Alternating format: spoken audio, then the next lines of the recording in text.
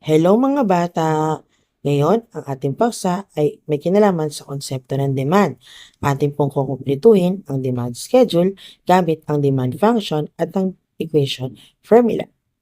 Makikita sa demand function ang mga presyo at ang dami ng QD o quantity demanded nito. Daan ang gagamitin natin sa pag-compute ang demand function. So makikita niyo naman po dito sa demand schedule, kapag tumataas ang presyo, bumababa naman po ang demand or QD. Ngayon, para malaman natin ang nawawalang bilang dito, kailangan natin mag-solve. Mag-solve po tayo sa pamagitan ng demand function. Ito po ang ating pong gagamitin na equation formula. So what QD is equal to 100 minus 5P. So tayo na pong mag-compute or mag-solve.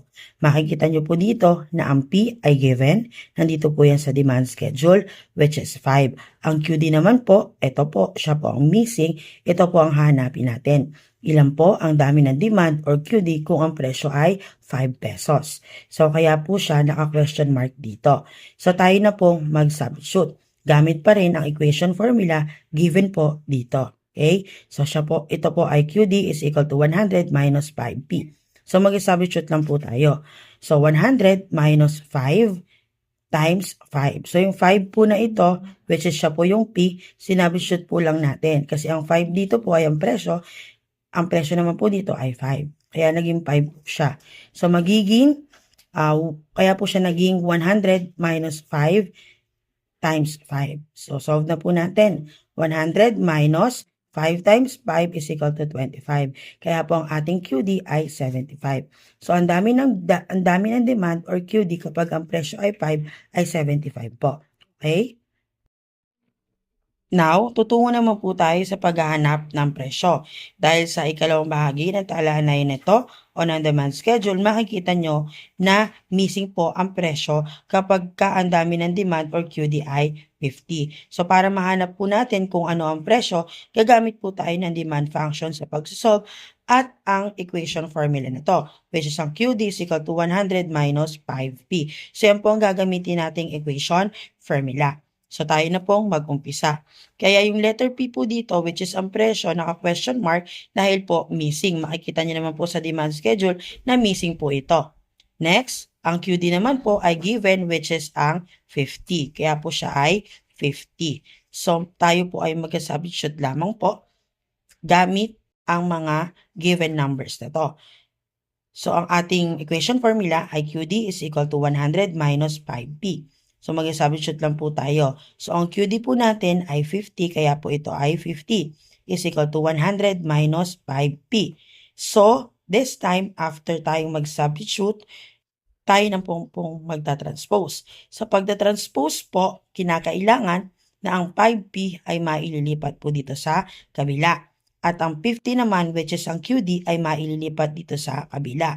Kaya ang mangyayari po, pagkatapos po mag-transpose, ay magiging 5P is equal to 100 minus 50. Ngayon, magsasolve na tayo pagkatapos natin mag-substitute at mag-transpose. Una, ima-minus muna natin si 100 kay 50. Kaya siya naging 50. Pagkatapos, magiging 5P is equal to P. So, tayo na pong magka-cancel. So, maging 5P, tas 5 cancel. So, yung P, ibababa po natin dito sa ibaba. So, i-divide po natin si 50 kay 5. So, 50 divided by 5, ang magiging answer ay 10. So, laging tatandaan na sa demand schedule, makikita ang presyo at ang dami ng demand o QD.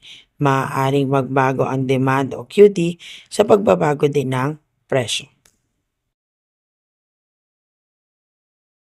Now, tayo naman pong gumawa ng graph. So, kanina tayo po ay nag-solve para makumpleto ang demand schedule. So, nakompleto na po natin yung demand schedule dahil nag-solve na po tayo gamit ang demand function. So, kung makikita nyo dito sa demand schedule, kompleto na po siya. Kompleto na po ang presyo, kompleto na rin po ang QD or dami ng demand. Uulitin ko, sa demand schedule, makikita po dito ang pagbabago ng presyo ay nagbabago din ang dami ng demand or QD. So tayo na pong mag-plot. Ipa-plot po natin to para tayo po ay makabuo ng graph. So pagbuo ng graph po, kinakailangan maglalagay po tayo ng label. Dito po sa itaas ang P at dito naman po ang QD. So magpa-plot po tayo. So ang presyo po 5. So dito po siya. Tapos 75. So 75. So ito po ang 75. So siya po 5 ang presyo, tapos 75 naman po ang QD.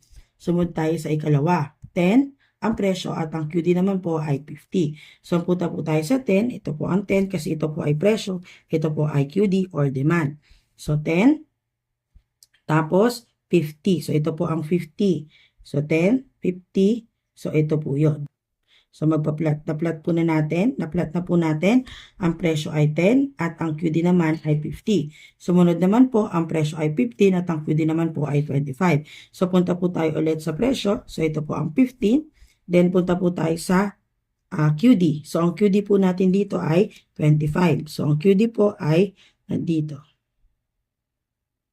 So, ayan po, na-plot na po natin ang bahagi na to, which is ang presyo ay 15 at ang QD naman po ay 25. Punta tayo sa huling bahagi ng talanay na to or ng demand schedule. So, 20, tapos 20 po ang presyo, tapos ang QD po ay 0. So, ito po ay QD. Ulitin ko, ito po ang QD or quantity demanded.